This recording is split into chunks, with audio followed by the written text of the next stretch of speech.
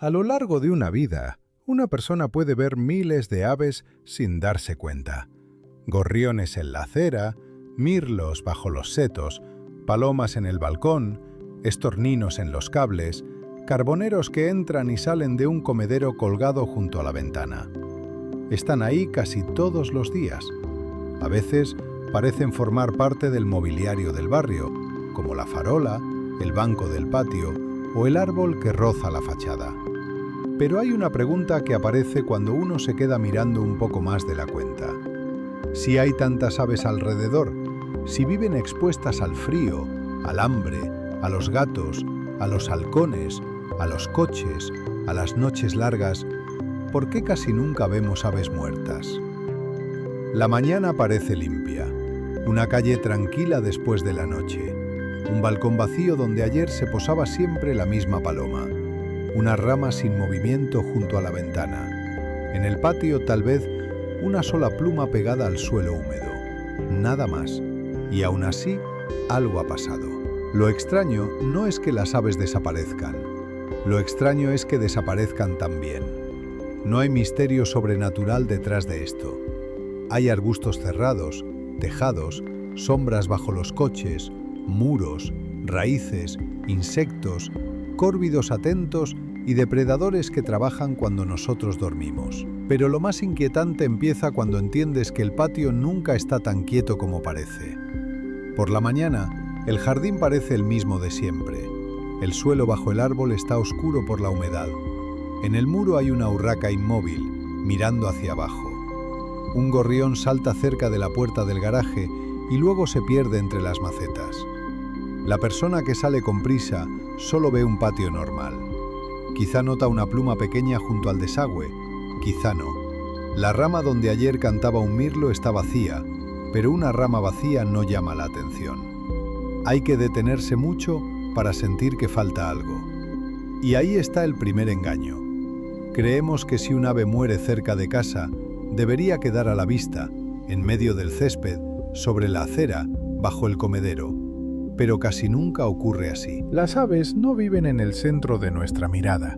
Viven en bordes, dentro del seto, detrás del muro, bajo el tejado, entre ramas densas, cerca de una farola, en huecos que una persona no revisa.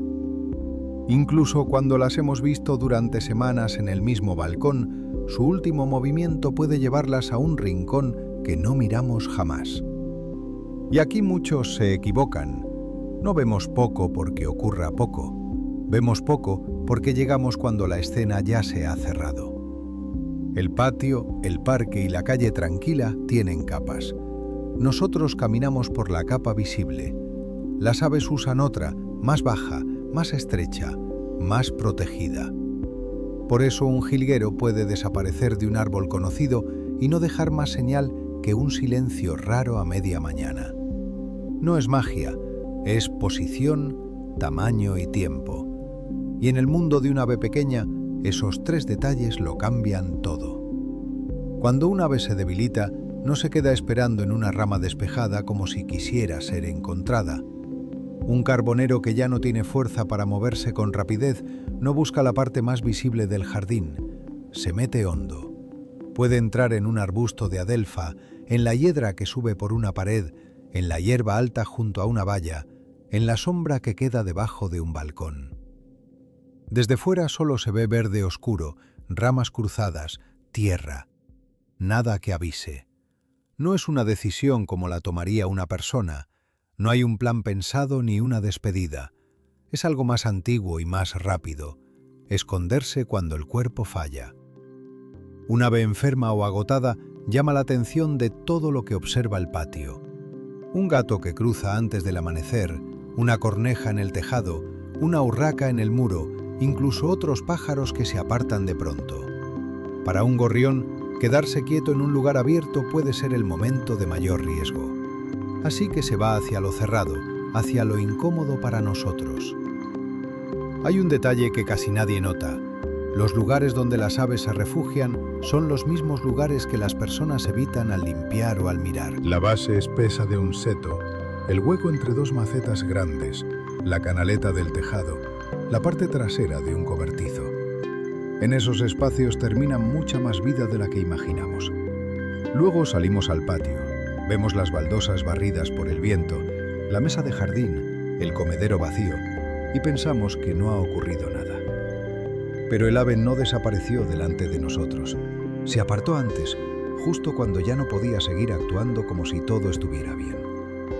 Incluso si un ave queda en un lugar abierto, esa imagen dura poco. La noche no deja el patio quieto. Mientras la casa está apagada, un gato pasa pegado al muro. Más tarde baja una urraca al suelo y revisa lo que el día dejó. En las afueras, un zorro puede cruzar una calle sin hacer ruido, mirando bajo los coches y cerca de los contenedores. Al amanecer, las cornejas ya están despiertas. Y cuando sale el sol, los insectos empiezan su trabajo pequeño, casi invisible. Por eso muchas señales se borran antes de que alguien abra la persiana. No hace falta imaginar escenas duras. Basta con entender que un jardín no desperdicia nada. Una pluma se mueve con el viento. La lluvia aplasta las marcas en la tierra. Las hojas secas cubren lo que queda bajo un arbusto. Los animales que buscan comida son rápidos, discretos y conocen el terreno mejor que nosotros. Para ellos, un patio no es un decorado, es una ruta. Pero de día todo parece inocente. Un mirlo canta en la antena. 2 palomas bajan cerca del banco. Un estornino picotea junto al bordillo. Y sin embargo, unas horas antes pudo haber allí una pequeña interrupción en la vida del lugar. La naturaleza no espera a que llegue un testigo. No conserva la escena para que podamos entenderla. La retira, la reparte, la esconde. Por eso el ser humano se queda con una sensación rara. Ayer había un ave, hoy no está. Y entre una cosa y otra no hay historia visible. Solo un patio húmedo y una calma demasiado rápida. A veces el ave ni siquiera desaparece donde creemos que debería desaparecer. Miramos bajo el comedero porque allí la vimos comer. Revisamos la rama junto a la ventana porque allí se posaba cada tarde. Pero un halcón no piensa en nuestro punto de vista. Una lechuza no deja las cosas en el centro del patio. Un gato no se queda necesariamente donde saltó. La acción puede empezar en un lugar y terminar en otro, sobre un tejado, detrás de un muro, dentro de un seto, bajo una escalera exterior. Por eso lo que queda suele ser mínimo. Unas plumas cerca del tronco, la comida del comedero intacta, un silencio repentino entre los gorriones, una urraca que llega al tejado y se queda mirando hacia un punto fijo. Las demás aves lo notan antes que nosotros. El patio cambia de sonido. No siempre hay alarma fuerte. A veces basta con que el movimiento se corte. De pronto ningún jilguero baja al suelo. Los estorninos se agrupan más arriba. El mirlo no sale del arbusto. Pero por la tarde, cuando alguien vuelve del trabajo, todo se ha mezclado. El viento ha movido las plumas. La paloma que solía venir al balcón no aparece, pero en su sitio hay otra. La calle sigue igual. Un coche aparcado, una farola, una bolsa en una papelera, el árbol de siempre. Y aquí está el giro incómodo. Muchas veces buscamos una explicación en el lugar equivocado. Preguntamos dónde está el ave, pero la pregunta real es ¿quién la vio antes que nosotros? En un barrio normal, con gatos, rapaces, córvidos y sombras, casi siempre alguien la vio primero. Para ver lo que ocurre de verdad, habría que acertar demasiado. Estar en el patio antes del amanecer, mirar justo al arbusto correcto, no distraerse con el móvil, no llegar después de la lluvia, no esperar a que el viento haya barrido el suelo, no aparecer cuando la urraca ya se ha ido del tejado o cuando el gato ya ha cruzado la calle. La ventana tendría que abrirse en el minuto exacto, y casi nunca abrimos la ventana en el minuto exacto. Por eso el ser humano vive llegando tarde. Tarde al susto de los gorriones, tarde al vuelo brusco del mirlo, tarde al paso silencioso del búho por encima del jardín, tarde a la señal pequeña que estaba bajo el árbol y que luego quedó tapada por hojas. Vemos el resultado final, no el proceso. Una rama vacía, un comedero sin visitas, una paloma que ya no vuelve al mismo balcón. Y como falta la parte intermedia, la mente rellena el hueco con una idea simple. Desapareció. Pero no desapareció de golpe. Hubo una cadena de movimientos. Primero una debilidad que tal vez nadie vio. Luego una retirada hacia un sitio cerrado. Después, si quedó alguna señal, llegaron otros habitantes del barrio. Y más tarde vinieron la lluvia, el barrendero, el viento, las pisadas, los coches, los perros, la mañana. Esto parece tranquilo solo desde lejos. De cerca un patio cambia muchas veces en una noche. El problema es que nosotros lo miramos cuando ya ha vuelto a parecer normal, y lo normal, en este caso, es la máscara más eficaz. Las otras aves no siempre siguen como si nada. A veces una corneja se posa en una antena y llama con una voz áspera. Una urraca baja al muro, salta 2 veces, se detiene, mira hacia el seto. Las gaviotas no son las únicas que arman ruido. En muchos barrios, los córvidos son los primeros en señalar que algo no encaja. Una pareja de urracas puede insistir cerca de un tejado. Varias grajillas o cornejas pueden moverse alrededor de un punto y mantenerse a distancia. No conviene convertir eso en una escena humana. No son funerales. No sabemos que entiendan la muerte como la entiende una persona, pero sí observan, reconocen riesgos, recuerdan lugares donde apareció un gato, donde se movió una rapaz, donde algo terminó mal para otra ave. En un parque, una zona puede quedar marcada por un tiempo en el comportamiento de los pájaros, no con señales visibles para nosotros, sino con rutas cambiadas, pausas más largas, alarmas breves, vuelos más altos. Y esa es otra parte que se nos escapa. Cuando el patio vuelve a sonar, no siempre vuelve igual. Los gorriones tardan más en bajar. El mirlo cruza pegado al seto en lugar de caminar por el césped. Los estorninos se quedan en el cable y no bajan al suelo bajo la farola. Una urraca visita el mismo rincón durante varias mañanas.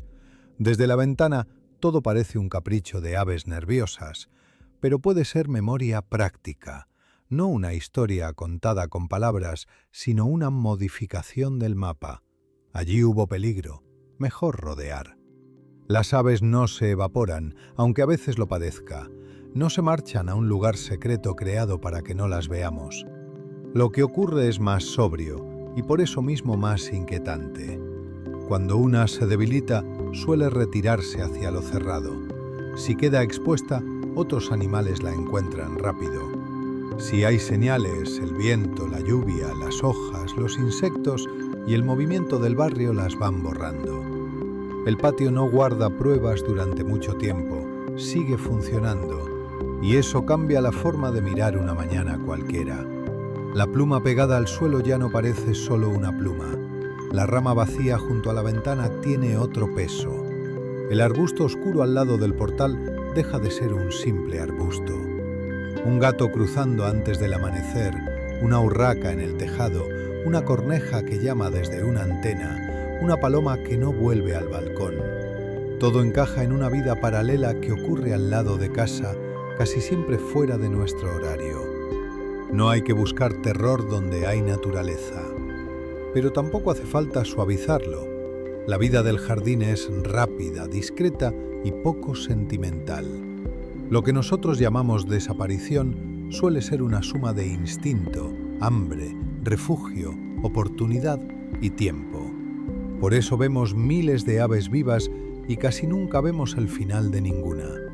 Llegamos después, miramos tarde, y el patio, silencioso, ya ha ordenado sus rastros. Si quieres seguir observando estas historias ocultas de las aves cerca de casa, suscríbete al canal, deja un like y activa la campanita para no perderte el próximo vídeo.